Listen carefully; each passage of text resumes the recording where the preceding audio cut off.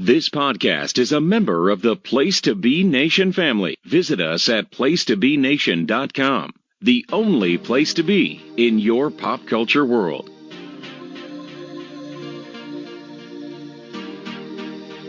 Choose the most unusual matches. Choose the best of the WWF. Choose wrestling's biggest, smallest and strongest. Choose Ricky the Dragon Steamboat, Roddy Piper's greatest hits, and wrestling's bloopers, bleeps and body slams. Choose George the Animal Steele. Choose the Ken Patera story. Choose the life and times of Captain Lou Albano. Choose the Hulkamania series. Choose the Ultimate Warrior. And choose Macho Man Randy Savage and Miss Elizabeth. Choose WWF World Tour, Smack and Wacko, and UK Rampages 91, 92 and 93. Choose a journey back in time. Choose Seen Your Video. It's time for everyone to dust off the VCR and plug it back into the television set as we take a trip into the Coliseum Home Video Vault with your host, Rory McNamara.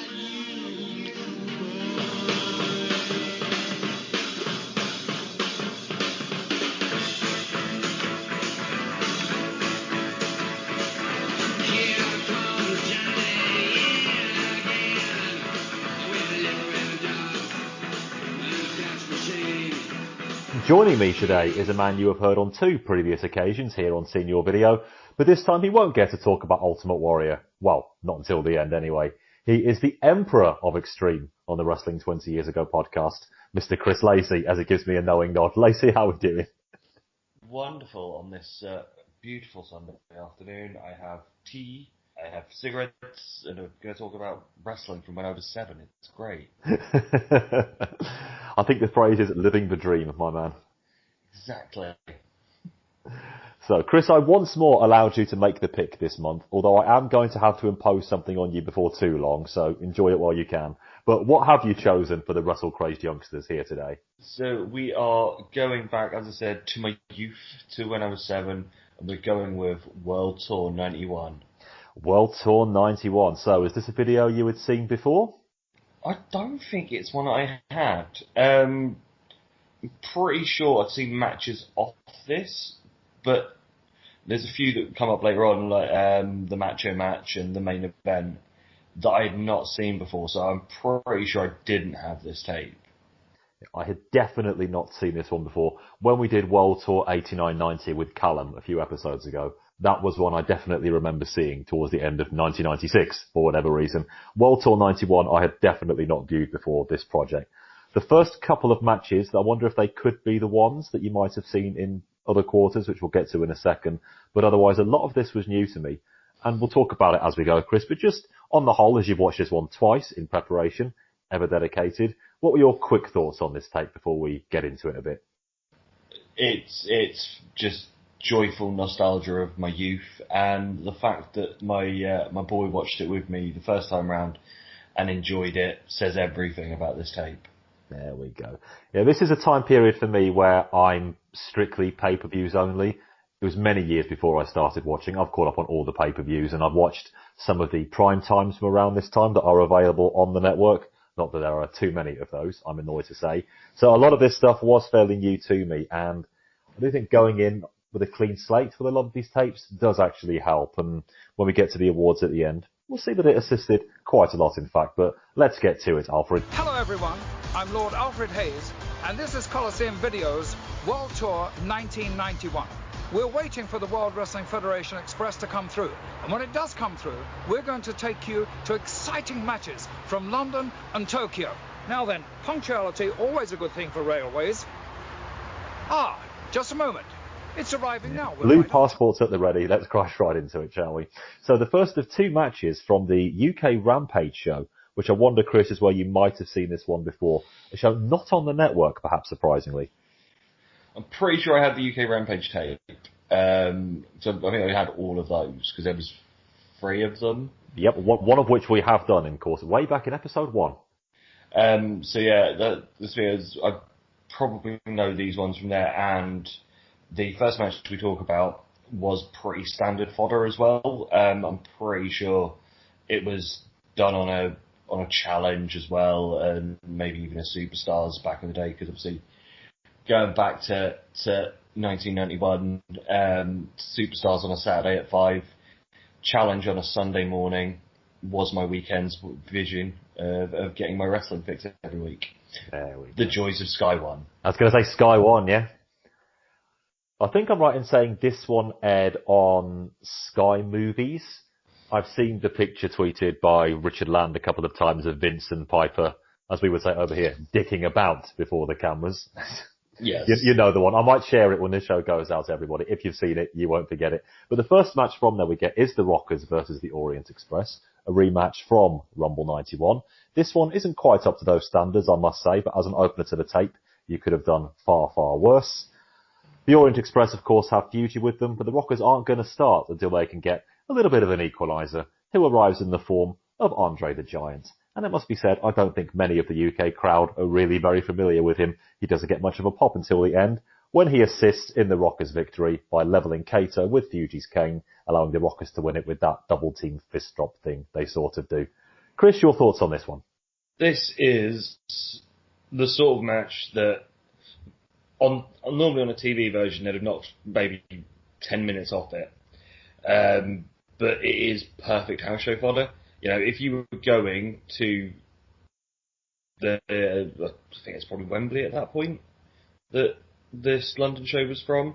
This was at the London Arena. London Arena, okay, which is now long gone. You know, if you're there in the crowd, you're going to eat this up. This is perfect. You know, watch the faces get beat down for a bit.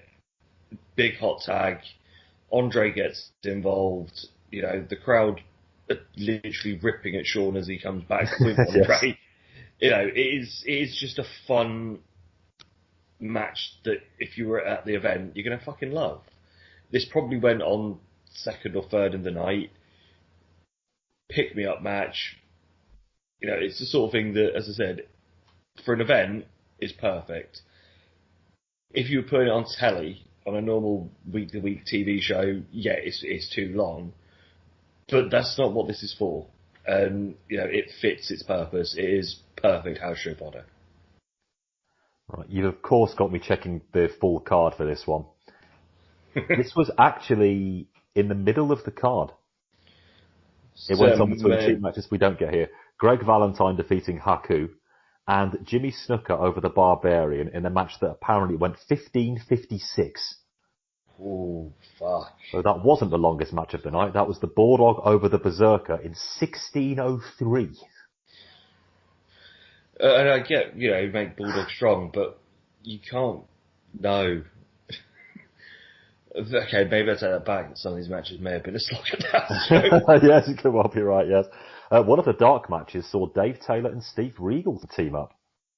Yeah, this would have been when he was doing a few of these sort of UK stuff, and then he did the WCW one the year after, and that's when he got his WCW deal. Yep. Regal also appeared on the dark match for Battle Royal at the Albert Hall, that I talked about on the Mothership a few months ago. We discussed whether it was the Steve Regal. It turned out to really be the man himself. So yes, this event did air live on Sky Movies Plus, if you can remember that channel, Chris. Oh, yes. I remember seeing Weekend at Bernie's 2 on Sky Movies Plus a few years after this. Because, the time when they only had the two movie channels, you had Sky Movies and Plus. Primitive days in the dark days of 1991. When this is probably pre-Sky Sports as well. Yep. You were very lucky to get Sky at this point. We're still only 3 years away from their launch here. Now, where it was a couple of streets in Swindon were lucky enough to pick it up. Yeah, no, it was one of those, if I remember, sort of random tangent, but the dish for Sky was fucking massive. And because we used to live in a set of masonettes, and there was 3 houses that had them. And they were just like fucking these huge things on the side of each of the houses. And weather paid so much issues with it back in the early days that, you know, if we had the hint of rain, yep, or there was a storm brewing, those little black marks on the screen. Oh, I remember it well. Sky was gone. And it would always end up being while I was watching Simpsons, which, as a 7-year-old, pissed me right off, because I loved The Simpsons back in the day. And hopefully still to this day as well, Chris. I haven't watched it in a few years, even though it is all on Disney+. It is. I am being forced to watch New Simpsons, and for me, New Simpsons is anything made after 2000. Yeah, Working through it very, very slowly, let's say that. Yeah, no, as I said, with Simpsons, I jumped off that when South Park turned up, and why am I not surprised? More to my tastes, shall we say. That really is all we need to say on that one. It's back to this match, the Rockers versus Orient Express, a pared down version of their Royal Rumble 91 match to my eyes. Definitely superior to their WrestleMania 6 one, when Marty turned up in the famed no condition to perform, or rather him, the condition to perform, but that's another story.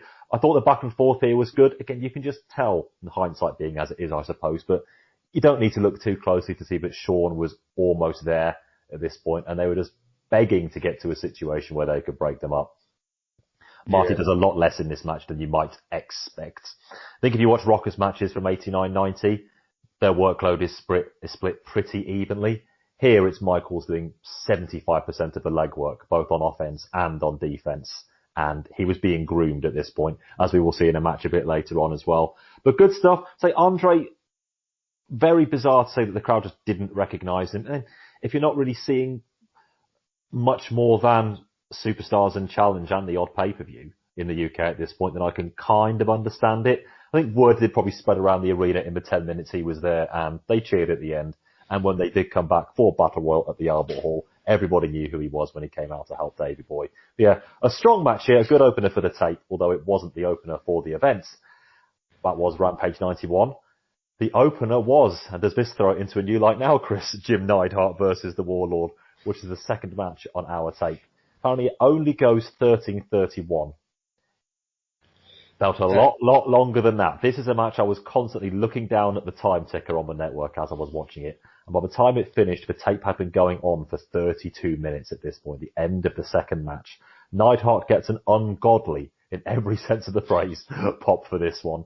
And we had to wait a further 13 minutes for it to end somehow. I blanked from my memory how this one concluded. Maybe you can fill me in. It was just big lads sort of slapping each other. And the thing is, it's one of those, if this would have been perfect, half the length. Yeah. You know, it's just one of those of, you can tell this is house show fodder, where, as I've watched some of the stuff on the network for the MSG shows, and you see some of them, and you're like, you could take 10 minutes out of this, half the length, half the time down, and it's a perfectly feasible match. I get it that, you know, when you go to these live events, you're expecting a 3 hours worth of entertainment, and you don't bring a full shift of guys over. Like if you look at, say, where we are in 20 years ago on our other podcast, you know, you get your insurrections and your vengeance, your rebellions and stuff like that, where they are, you know, more pay-per-view, like they bring all the guys over for it. These, they were probably doing a few shows in the UK at that time, probably one in France, because I know there was the Channel Plus deal. Yes. And probably a couple in sort of maybe Germany as well. And they probably went over as one lot and then split them up and went, right, you're doing the UK one, you're doing the France one, you're doing the German one. And that was it. So you didn't get everyone together. Because it's not like now where, you know, they come over and they do a 2-week European tour and everyone's here. You know, yeah, they split into 2 rosters, but everyone's here. So you were sort of left with some weird and wonderful matchups that they had to fill time with. And this is one of them. And thankfully we didn't get the ones that you said a bit earlier about, you know, like Bulldog with a fucking Barbarian and Snooker and... Snooker be the Barbarian, Bulldog versus Berserker. Yeah, I'd rather not see that. Yeah, if that's 15 minutes, no, thank you. They might be lurking on other tapes for me in the future.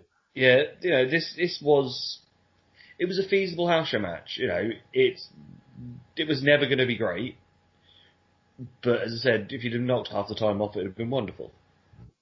Just looking at the card again, the only match on the main card that went under 10 minutes was Greg Valentine against Haku. And we all know Greg Valentine matches need to be at least 15 minutes. Thank you, Gorilla. So they really did shoot themselves in the foot on that one.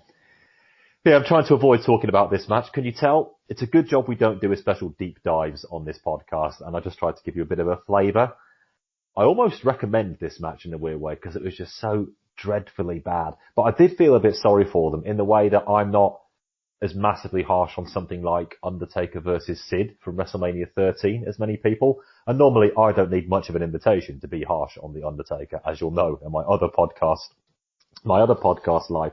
But they just shouldn't be given 13 minutes at this point. It's comical to award them such a length. And nothing happened in this match because they didn't know what to do in the time. And it's a hard watch, and you've got to have a little pang of sympathy for them here. You know, if you'd have given them the same time but done it as a tag match and Yeah. you know, the Heart of Foundation versus, I don't know, Warlord and who else was Slick with at that point? I think Slick would have had Berserker at that time. Put them two together, you know, or, you know, chugging Barbarian, have a throwback to the Powers of Pain. I can't believe I'm saying this, but I think Roma was knocking around at this point still. Could have kept him in there. Yeah, I don't know if P&G was still on. Well, but P&G had been at WrestleMania 7 and got destroyed by the LOD, so you could have patched them up for one more time here. Yeah, they were in Battle Royal at the Albert Hall, weren't they? There we go. Yeah. So it's that sort of thing of you could have made a tag team match this length and it wouldn't have dragged as much. No. I think we should move on, don't you? Do what they didn't do and get past it very quickly. Our third match, this is a really interesting one between Randy Savage, always a pleasure to have him on these shows whenever I can, still hasn't been on enough in my estimation, versus Rick Martel. Now this match is fascinating because it takes place after Savage's retirement match at WrestleMania 7, 2 days afterwards, at a taping in Las Vegas. If you've watched WrestleMania 7 as often as I have, you'll know that Bobby Heenan on commentary makes reference to the party they had planned at Las Vegas shortly afterwards, and they found time to fit in a pro wrestling show as well. The commentary team for this one, Lord Alfred and Sean Mooney, both make very clear reference to the fact Savage's match took place 2 days before this, and this is his real farewell. What a way to go out. For those keeping score, he is working babyface here, and he does have Elizabeth with him. Reason I mention that is because when Savage picks up on commentary a couple of weeks after this, he's still inching heel pretty much until you get to SummerSlam. But here he's a full-on babyface. These two always go well together. They had a really nice match on Raw in early 1993 as well, if I remember correctly, and one or two others. Chris, what did you think of this one? I'm always a stickler for historical quirks on tapes like this, and we got one here. See, I really like this. I loved how Mooney and Al explained that there was a contract in place prior to Mania, so he had, you know, to fill his contractual obligations to do this match, even though, you know, he lost his retirement match, but, you know, this was his last thing. Really, really good match. The pile driver on the floor, you're not going to see that anytime soon. No. Actually hit it as well, which is amazing. Yeah. I was expecting the reversal there, as I think we all were. Yeah, and the thing is, it's one of those as a kid, I never appreciated the model. But now, re-watching his stuff, he's a fucking good working heel. Yeah. He's one of those of like, he gets it. He's never going to be the one that comes off great and wins loads of stuff. But he is a really good working heel. It was a video. I was randomly watching something on the network, and there was a match it was a dark match from a Survivor Series where it was Marty versus the model. Oh wow! The model fucking carries him through that match and makes Marty look great. And I'm like, fuck me, why did I not see this as a kid? Especially for someone, if you look at like back in that sort of period, who my guys were. I loved Perfect. I loved Rick Rude. I loved $1 Million Man. Obviously Warrior because of the face paint and shit. I'm surprised I overlooked Model as one of those working wrestlers. Martel is definitely somebody I am long overdue to do a proper deep dive into the career of. I've seen a fair bit of his stuff from here as the model, and his, at the time, inexplicable, but now think about it, probably quite deserved WCW push to the moon, you know, going over Eddie Guerrero in 3 minutes and straight to the TV title and all of that. And if he hadn't got injured as quickly as he did, and then getting injured again in his comeback match, then who knows where he could have gone in 1998. Yeah. We talked about it on Wrestling 20 years ago, like but it wasn't as out there as you might think. He fully deserved it. But the WWF were apparently interested in re-signing him in late 1997. And WCW poached him, if that's the right expression. So the push was probably sort of a, this is what you could have won type of deal. But Martel made the most of it. He really did. Yeah, I really enjoyed this match. These two went so well together. Savage didn't phone it in, something he could have been forgiven for doing, but he brought the effort in this one. And Martel is just so smooth in the ring. His heel offense is so crisp and focused. He's a great seller as well. I'd love to go back and watch some of his babyface stuff from the AWA, which has been recommended to me many, many times, and I'm still ashamed to say that I haven't gone back and watched. I will one day, I promise. Maybe a Rick Martel bonus show on here. Any time I see Savage, I just wear a big smile on my face. Loved the pile driver on the outside. That was a very pleasant surprise. Best elbow drop in the business before, during, or since. Don't write in. There's no debate about it. And we get to see Savage lift Elizabeth on his shoulders one more time. At least until the next time. Very nice and welcome addition to this tape. Despite Las Vegas probably not really falling into the remit of a world tour, if we're completely honest. The thing is, it's one of those, if you have matches like this, this would have been, I think it was the Superstars taping, because the Superstars banners were about. Yep. Yeah, it was, yeah. This would have been a throwaway match in probably, a 3-4 hour taping session for what they would have then used on telly. If you're the crowd, you're going to be happy as shit seeing this. Oh, so, yeah, this is a real treat. Fuck yeah. Good stuff. And thank you, compilers of the tape 30 years ago, for treating us to it. Maybe not so this. Etiquette lessons with Lord Alfred Hayes. Oh dear. There are 2 segments here, and I'm going to merge them together so we can get through it as quickly as we possibly can. Lord Alfred Hayes is pretentious fop though he is. He's trying to teach Sensational Sherry and the Brooklyn Brawler, about table manners. How did the Brooklyn Brawler get onto this segment, I ask? Rhetorically. All the usual shenanigans here. One thing I will say about Hayes, a brief positive, he does rightly say that it's not a napkin, it's a serviette. I'll give him a tick there. And he of course tries to place the serviette on Sherry, let's say, and she calls him a dirty old man. 2 years before she would do so in the Coliseum video exclusive of Royal Rumble 93. Deep dive there. And of course he tries to teach them how to eat, and they just get bored and throwing bread at each other. A couple of segments later, it just degenerates into a food fight, which is something WWE still do in these situations to this day. Because, and I think this is the right expression, good shit, pal. Vince loves this shit, doesn't he? It's one of these, this is the sort of section that I think they thought were going to be selling points for these videos back in the day. Sad but true, all of them fucking have some sort of wrestlers in real world situation shit. And to be fair, it was funny. Al perving on Sherry was funny. Will was sat there fucking giggling his head off. Will's now 10, he's the target audience for this sort of level of shit. And it hit perfect with him, so it's done its job. It is there for kids. It's, food fight, child mentality. So, is it for us? No. Is it for Will? Yeah. Does he like it? Yeah. It does its job. It does. So much so, I'm not going to talk about it anymore. But, dear listener, I will treat you to some more of it, the outro of this recording. So, none of us are getting away too lightly on this one. Let's talk about something far more edifying, shall we? Cedar Rapids, Iowa. I know. For Ted DiBiase versus Roddy Piper, and this was a fascinating combination. I could definitely have gone seeing these two on pay-per-view at some point. Alas, this is all we really get. About 7 minutes, which ends in the usual DQ match between big guys on these tapes, which Piper himself goes crazy with a crutch, because Piper and all of that gets DQ'd, but still gets his music played at the end and rolls around like a madman. Yeah, like a madman. Chris, 2 big names on a tape like this. It's going to end in a DQ, so all you've got is the 7 or 8 minutes beforehand. And this was actually quite promising, and it's a shame we never got a bigger match between them. Yeah, it's one of those, when I was watching it the first time around, I was like, I know that the feud was around Mania that they were in, and there was the whole injuring his leg because he was helping Virgil, wasn't he, at the time? And he got his leg busted up, and that's right.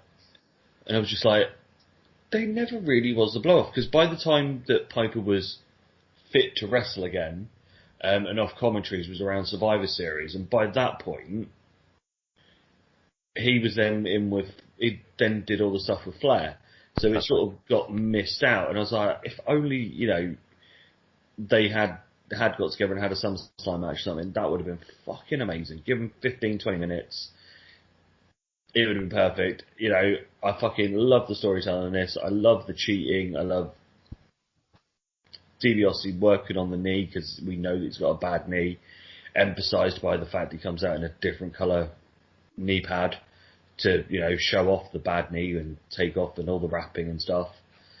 It was great. And we get Pervy Al again saying that he wants to kiss Sherry. Not backward and coming forward, is he? Beautiful TV gold. This is the sort of thing that you want on these videos.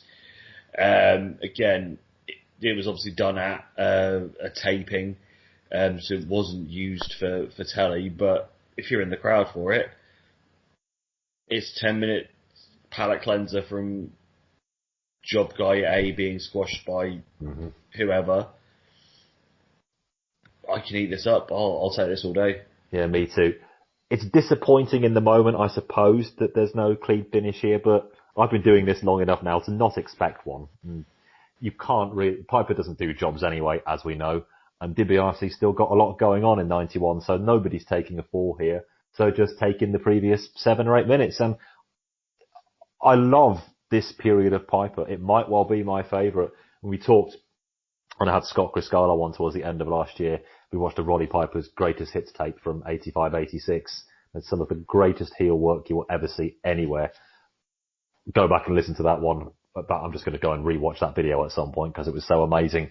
But my favourite might well be Blue Trunk's wild-eyed, ass-kicking Piper from the early 90s. I just think he's great at it. And I love that he finally got his just desserts by winning the IC title at the beginning of 1992. His punches are just fantastic, in spite of themselves, really. They don't look like wrestling punches. They don't even look like worked boxing punches, if that makes any sense. But he just throws these, I'm going to call them haymakers. He always spins around in the punch. It's a very specific thing, but it's like 180 degrees when he rolls around. It's fantastic. DiBiase's selling here is just magnificent. A lot of people for selling it's a lost art, and I am one of those, most people. And this stuff is just chicken soup for the soul watching this. It went so well together. Yeah, it's one of those of, why couldn't we get 17 minutes of this instead of 13 minutes of Anvil and Warlord? We'll never speak of that again. Well, I think we might in a few more minutes, but I'll tell you what, there's another contender for that one, which means we might be talking about that in 21 minutes as well. And that is our next match, which comes from the same show, the same taping as DiBiase versus Piper. And that is Earthquake versus Jake Roberts. Now, this is after the infamous snake crushing incident. We know this because Jake now has Lucifer with him, rather than Damien, who has been eaten up. And not the only thing that gets eaten up in this match, because again, my memories of this one are pretty hazy, and I haven't done much to actually reignite them in any way. Jake gets a snake out of the bag, Quake runs away, official ruling DQ. Wow. Again, your pet man, come on, where's the intensity? This is the audience for this isn't a home video. This is meant for a palate cleanser on a TV taping.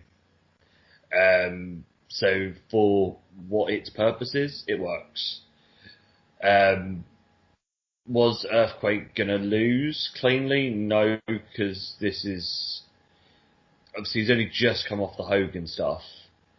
And obviously, I think they were still wanting him to be big bad heel. They weren't at the point of looking at tagging him up with Typhoon and having the tag run at this point. And Jake is one of those guys that can lose with by DQ and it not make any difference. So, for the paying punter that's there, it's what you want. It's fun, it is non-offensive, it's not long, and Jake gets his snake out, which, is what the people want. People want to see Jake get his snake out, Hogan pose, Mr. Perfect have a fucking awesome match and fly around the ring selling. These are things that people go to these tapings and house shows to see. So it's giving them what they should have. 1991, baby. Exactly. If it was 1999, Jake getting his snake out would take on a whole new meaning. Oh, You and I know all too well, Christopher. Don't bring that up again. That was we've done that once and never want to do it again. Everybody, check out the Wrestling 20 Years Ago archive. Lacey and I struggled through, to put it mildly, all of Heroes of Wrestling. We live watched that as well, and I was sober. That was one of those ones where I didn't have beer in the house. And we can survive that, Chris. We really can survive anything. Yeah, just go back I don't want our suffering to be in vain, everybody. So go back into the archives if you missed it and check that one out on the Wrestling 20 Years Ago podcast. But you talked about Mr. Perfect having a great match, so we have one to discuss right now. Going back before WrestleMania 7 now, and again, Pensacola, Florida. I'm not even going to mention it anymore. Mr. Perfect versus Shawn Michaels. Last month, Ben and I discussed their match at SummerSlam 1993, one of the most famous disappointments in WWF history. This one was a lot more like it, and I think it was helped by the face-heel dynamic. Both of these guys are bumpers by trade, really. But here, Michaels is actually able to do a lot of the bumping. Whereas their match at SummerSlam 1993, they were both doing it, and I think that's one of the reasons it didn't work. But here, Michaels was giving it his best Super Bowl. Perfect was showing a bit more on offense as such than he usually gets to. And obviously a DQ win for Perfect, as of course you were expecting, when Big Boss Man runs in, because they had other business to attend to. But otherwise, Chris, this is a lot more like it. Just get this into my veins. I'm all for this. Peak Hennig being amazing. Young Shawn Michaels, this is where you see what would then become HBK. This was fucking perfect. I loved the fact that Mai got involved and then got, Bobby Heenan comes in and fucks him, so he then Perfect can take him out and put him, posts him. In ring, both of them are working their asses off. And again, you just think if they'd have taken that shot with breaking the Rockers up 6 months earlier, when Perfect was still in peak being Perfect and before he went to basically managing Flair. Yeah, it makes you wonder. Could you imagine that? Yeah, never thought of that before. Yeah. What could have been? When instead we do get stuff like this, which is definitely better than the SummerSlam 93 match. As I said last month, I'm not quite as heavy on that one as some people are. They tried to get a couple of things going, but they were just hampered by the situation. Here, they were able to let it hang out. And Michaels, it was real shop window stuff for him in this match. He's making sure he gets noticed with his selling and bumping. And as we all know, people were watching. The right people were watching. Perfect's offense looked just really snug in this one for whatever reason. As much as I'm a Perfect fan in many ways, his offensive moves, other than the Perfect Plex and his neck snap, I'm not always the biggest supporter of, but he was mixing it up a bit here, especially in the early going, and that was good to see. He much involved Jannetty and Bossman, and Bobby Heenan as well. I like the commentators mentioning that what's he got to do with Perfect anymore, so they covered up that potential plot hole. But this could have been nastily overbooked, but everything happened at just the right time. And for early 1991, the balance of shenanigans versus in-ring action, probably the best you're going to get. Again, it's frustrating that we didn't get the super all-timer that these two could have given us a few years down the line. But this is a much better hint of it than SummerSlam 93, in my opinion. And as such, it's well worth checking out on the network. It's one of those there are probably loads of hidden gems like this on random tapes or on random episodes of Challenge, or if they actually do put the proper archive of Superstars up. So at the minute is it from like 92 through to 93? They've not gone back. Yeah, they're just into early 94 at the moment. I want some of the sort of 89, 90, 91 Superstars and the Wrestling Challenges when they get to them, because obviously they've started them from the mid-80s. There's going to be a bit where there's going to be this little gold mine of guys that a few years later are huge on their way up, against guys at that point were in their peak, and there's going to be some fucking beauties on there once you scour through the minds of the network. Hopefully, unlucky Americans, you don't get it properly yet. No, Chris. I've tempered this show slightly to try to make it as many matches that are available elsewhere, so people who don't have our version of the network can do so. I think on this tape they might struggle with most of them, sadly, but more stuff is being added every week, so they might well be able to watch along with us, I do hope. So at some point they'll get it all back properly, you know. I hope so. Because I can't see them killing their main resource to their main public. Wouldn't have thought so. Not with the money-making machine that the company are now, and only are now. They're not going to strangle their own golden goose. I wouldn't have thought. Speaking of which, let's go shopping with Ted DiBiase, shall we? Now, this is an odd segment because it's about 4 years out of date.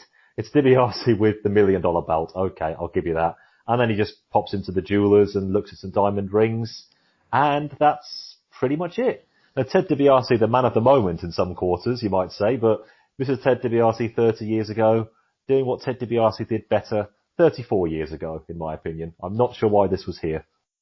I'm pretty sure this is off something else as well. This isn't a new one of him, because isn't this when he first gets the fucking $1 million belt? Is exactly the same. If they've redone it, then it's a pretty much shot for shot redo. That would make sense. Of when he picks up the $1 million belt for the first time after, was it Mania 4? When there's the bullshit with him trying to buy the belt off Andre. Oh, God, you've really got me thinking now. Was the $1 million belt, was it that early? I don't think it's straight after WrestleMania 4, but it's not long after that he then declares himself the $1 million champion, because he's got it. He has it at WrestleMania 6. I'm pretty sure he has it at Mania 5 as well. Okay, here we go. There's the whole thing with him and Jake. Yeah, you're quite right. Yes, of course, you're quite correct. February the 15th, 1989, according to the Mighty Wiki. Spot on, Mr. Lacey. So they said that, and I know it's definitely the same jeweler that hands over the belt. That hands over the belt to him, and I think the only difference is I think maybe that it might be a reshoot. Don't quote me, but I think Virgil might have been in the original shot. Yeah. Maybe that's why they did it, to try to show how important, or supposedly important, the $1 million belt was. So if, God forbid, DiBiase ever lost it a few months down the line. Yeah, so that may be the only thing, is that it's a fucking redo of the same thing that he originally did, but it's pretty much shot for shot for the original. They could have, if they're going to redo old DiBiase segments, they could have at least got Mr. RVD back in, couldn't they? Exactly. You know, get him to kiss his foot for $100. Or, if they were going to do it as a new version, at this point he's got Sherry with him, why isn't she in it? And because that would then make sense why he's then being shown the necklace. Because he'd buy it for Sherry. Oh, there we are, Lacey. There we are. You and attention to detail, my friend. Make easy bedfellows. Exactly. There's sometimes... You're in the wrong job, I tell you. You're in the wrong job. What, insurance? Yeah, I know. Well, that's kind of appropriate, I suppose. Taking people's money. Yeah. Somebody who may or may not have insured a ring he is wearing not so long ago knows it all too well. Oh, I was just about to say move on, but this is what we're moving on to. Okay, so there's something vaguely edifying here in our match at the Egg Dome in Japan in March 1991. This is from the SWS affiliation that the WWF had going on. And this is a show I would be interested in seeing all of, as long as said show doesn't involve the match here, which is Hacksaw Jim Duggan versus Kendo Nagasaki. So no, I will say... not that one. The full show has been covered by OSW. Okay. They somehow managed to get a full copy of the full show. Oh, wow. Okay. just for a random plug of another Okay. thing. All friends here. But yeah, no, they do a watch along of the whole show. Oh, okie doke. I have seen, I think it's from this show, it's on the, thinking out loud, it's on the Brett Shawn Greatest Rivalries DVD between the Hart Foundation and the Rockers. I think that's from this show. Yeah. It's the only other one I have seen, if so. Yeah, no, that's on there. Okie doke. There we go. Sadly, this one is on here, and it isn't that Kendo Nagasaki. That's the thing that really disappointed me, Chris. Yeah, I was like, oh, Kendo? Oh, we're going to see that shit mask and, the terrible, terrible World of Sport. Yeah, sadly, we're talking Ninja. Super World of Sports and not World of Sport. Big, big difference. Those 5 letters make, worlds apart. So yeah, this match is absolutely terrible. It goes about 2 minutes. Hacksaw can't even be Irish whipped properly. Nagasaki sort of kicks him in the face, and there we are. Oh, so, as saying, obviously, I've seen the OSW review of the whole of this show.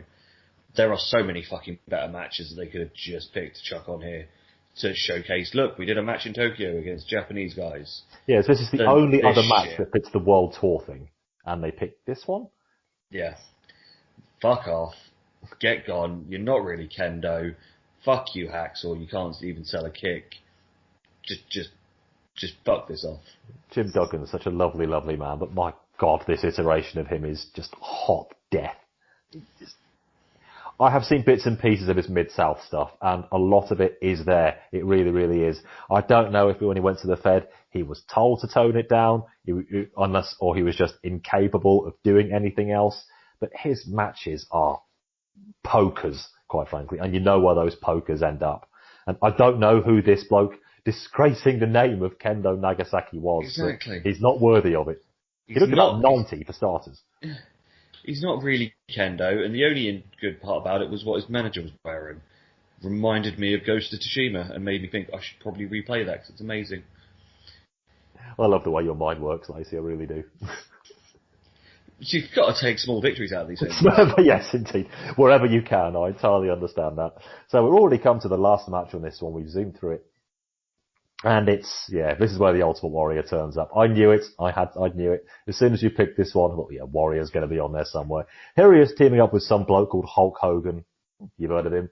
Versus the rather motley crew of Sergeant Slaughter, General Adnan, and The Undertaker. This is also from the Las Vegas taping we saw earlier, 2 days after WrestleMania 7. A bit of a dry run for what we would get at SummerSlam. It's not all that great. Undertaker gets protected during this one, as you would expect. But the finish comes about 9 or 10 minutes. Slaughter hits Adnan with a clothesline, a very, very weak one, and Hogan just pins him. Doesn't even get the leg drop, does Adnan. A clothesline from somebody else is all you had to get out of there. It got the Warrior on this tape. It got World Champion Hogan on this tape. Is there another and? I'm not sure there is. Young Taker. Very young Taker, yeah. And so he barely got involved in this one other than the odd choke here and there. So they're keeping him away, and very wise, I think, in all seriousness. So yeah, to me, this match sums up 1991. You've got Hogan, being Hogan, Slaughter, who until Flair turns up at the end of the year, and the little run with Taker is the only person he ever has any fucking matches with. And you've got young Taker and Taker and Warrior, where that was something that I know they are MSG shows, and there's some bits and pieces that are about of Taker Warrior having their feud. But if only fucking Cocaine Jim could have sorted himself out and we could have had a decent run of that. And, that would have made 7-year-old me so fucking happy. Because, not surprisingly, when you listen to or see the music that I listen to and the films that I like the macabre. So Taker was one of those guys that, no, I wasn't scared of him as a child. I was like, ooh, awesome person that's slightly dead and wants to kill people. Yes. Slightly dead, I like that. And, true. And, I do love shouty Cocaine Warrior, as we know from my previous ventures on here. Oh, yes. So, that would have been 7, 8-year-old me's wet dream there. It would be like, all my favourites in one, yes! but it was never really done properly. Yeah, this was very, very blah indeed. And this was house show fodder. Hogan, like it or not, and you probably know what side of the divide I fall on there, is just still smoking over. We're a good few months away from the fans starting to raise an eyebrow or two for Hogan. Everybody to a man here in Las Vegas just going crazy for him. I've got to report it. I might not want to, but it's true. Again, out-popping Warrior by a significant degree. I mean, this is why one person is holding the belt and the other person isn't by this point, in case you needed any more proof as to why they made that decision. Everybody else was just phoning this one in, as you can understand. It does make me wonder, seeing how much of a nothing match this was, why they thought they could dust it off with a rather important change towards the end and make it the SummerSlam 1991 main event.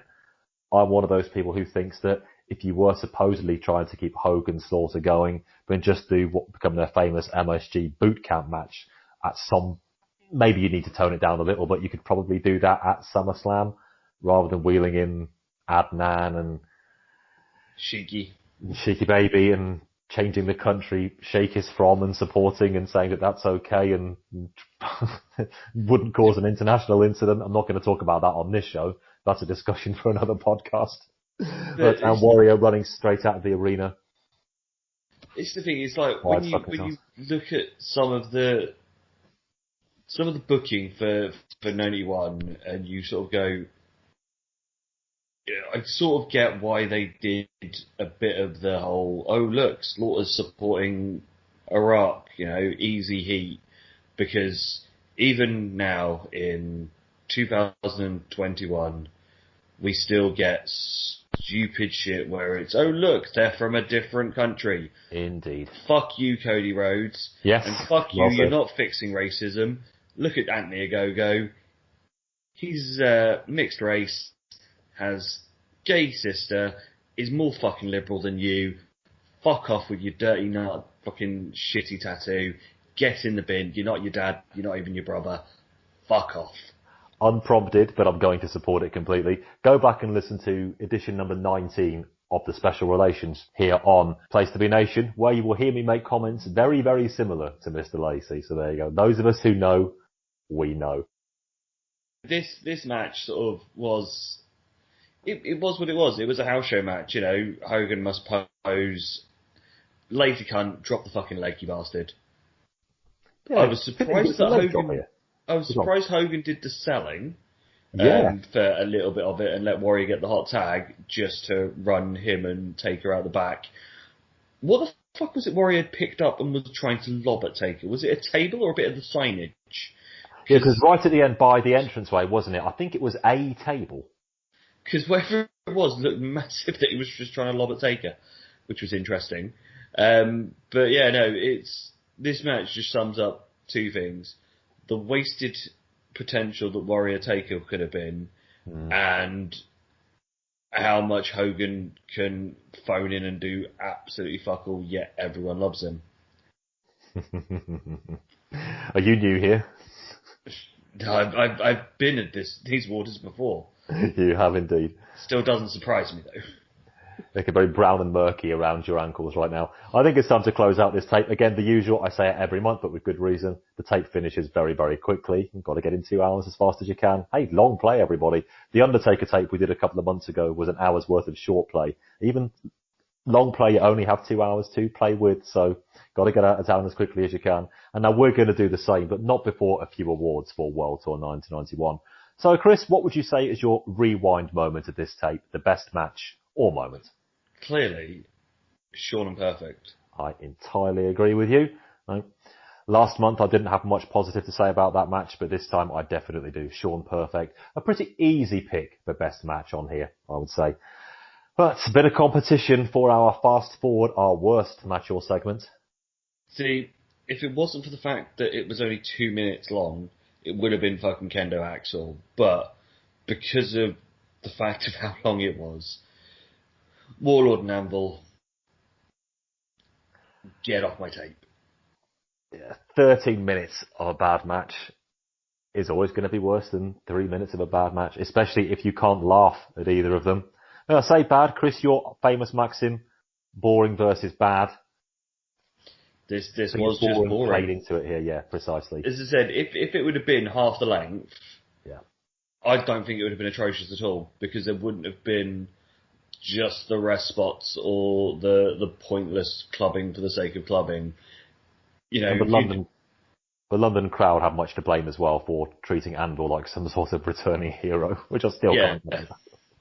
It's the thing, if this had been 7 minutes, Anvil comes in, hits hard, hits fast, then gets worn down for a few minutes. The shit finish as well. He doesn't even hit his fucking running power slam. It's a fucking roll up. Roll up from fucking Anvil. I mean, just think about that sentence for a minute. You know, you could have done that in 6-7 minutes. Would have been one of those of like, you'd have gone, it weren't great, but at least it was short. Yeah. Whereas this was, it ain't great, and it fucking drags. We've talked about it far too often. 2 segments discussing it. Worst match, move on. What's our most striking visual of this tape? See, it's a tough one, because part of me did love Kendo Nagasaki's manager, because that was just beautiful with his old empire, Japanese empire regalia and helmet. But I think it's got to be Piper swinging the crutch and hitting Sherry, the ref, and DiBiase with it. That is a great call. I wish I'd picked that now, actually. I didn't think about that one, even though I praised it a few minutes ago. Mine does involve Sherry, and as bad as the segment was, it's Sherry sat at the table, sitting down to dinner. Because we were talking about dreams earlier. Don't pretend you haven't thought it either, Lacey. Well, maybe more the Shawn Michaels era of Sherry. Oh, I don't know.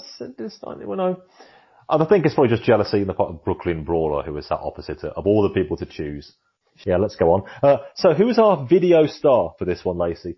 This one isn't just an Ultimate Warrior vehicle, so a more difficult pick this time. Who's your MVP of this tape? I'm giving it to Shawn. Yeah, good call. Because, you know, awesome match with Perfect, and in the tag match, as you said earlier, he's the one that does the majority of that. So the fact that he got on here twice gives him the benefit on that, but I'd have probably gone with either him or Perfect after their match anyway. Now we get 2 Shawn matches here where he's knocking on the door and showing he deserves to be let in very, very quickly. Don't leave him out in the rain there. Let him take his coat off, and there you are. Keep that analogy flowing, if you will. Shawn, a very easy pick for Video Star MVP for me here. Now, Chris, for the big one.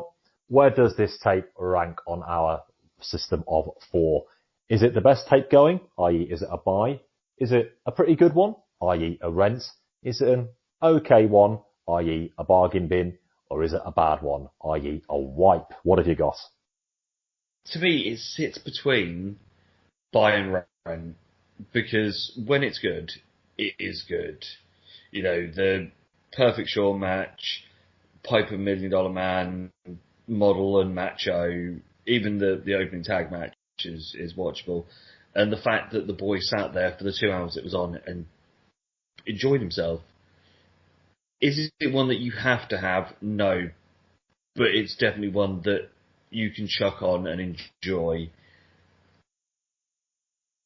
I'm gonna chuck it in buy, because go for the buy. Okay. Just because there are a couple of significant matches on here that you won't see elsewhere, and you know it does. Other than the thing that we've spoken about enough, it doesn't drag badly. Zoom's buy. I'll give you that. The World Tour element doesn't come into play as often as it should, but I'm not going to ding them for that too greatly. They at least tried, got the matches out of the way at the start and kept one to the end. Yeah, thanks for that, guys. I'm a bit lower, but it's still a solid rent for me. It's in the second tier. It's got a good mix of decent matches, historical significance, and attempted segments. And as poor as the etiquette segment was, it's out there enough just to get a bit of an uptick from me. I do mean a bit.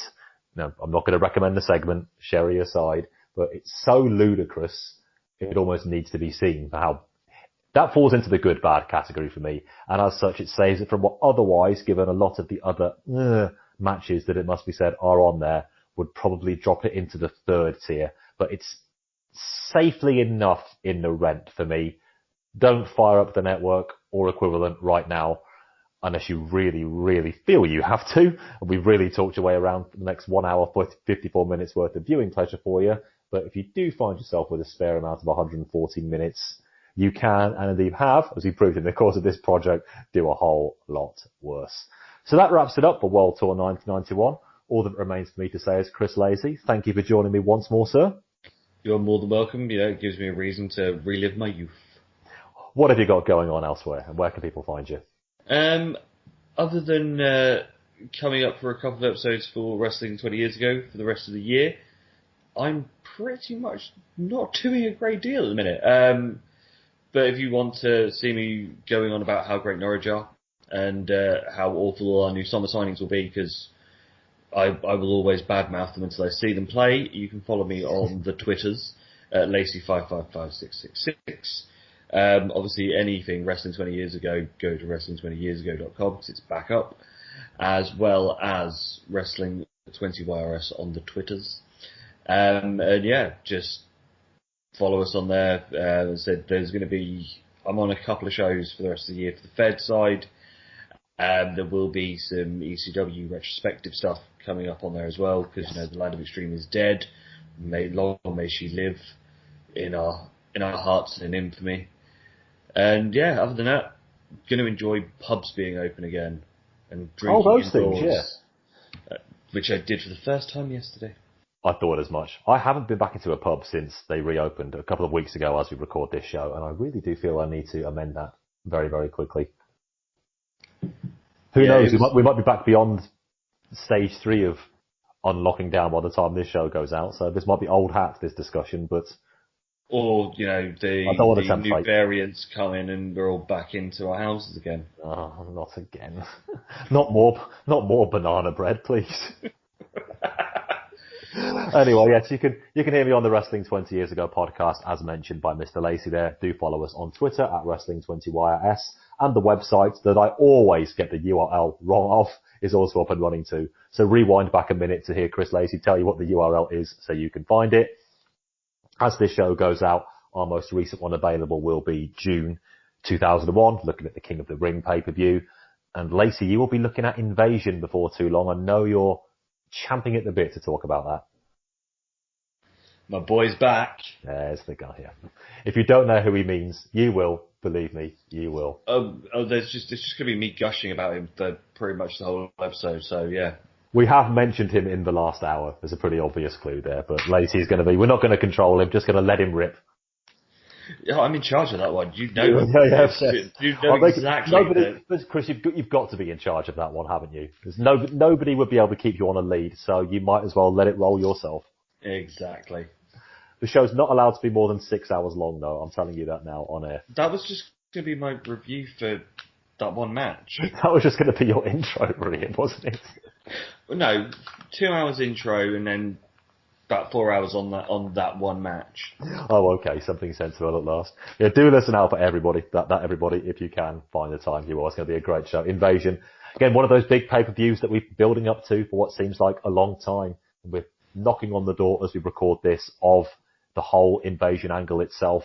We've been planning for a long time about how we're going to tackle it. And I am interested to see week by week whether it is quite as terrible as history, and indeed I remember it. Any golden drops we can purloin for you, we will tell you about. But do listen to that on the Wrestling 20 Years Ago podcast. Here on Place to Be Nation Network, you can hear me on the aforementioned Special Relations show with Callum McDougall and Ben Locke, where month to month we just talk about, well, what we in the UK would call random bollocks. Always a good time to do. And well, absolutely. Twice in as many shows, yes. We've got a lot of feedback on our quality football discussions. You might be surprised. I was very impressed with the level of sense that was coming out with the European Super League talk, yes, where it wasn't just very much fuck you and fuck your ideas, you greedy bastards, which was my standpoint on it.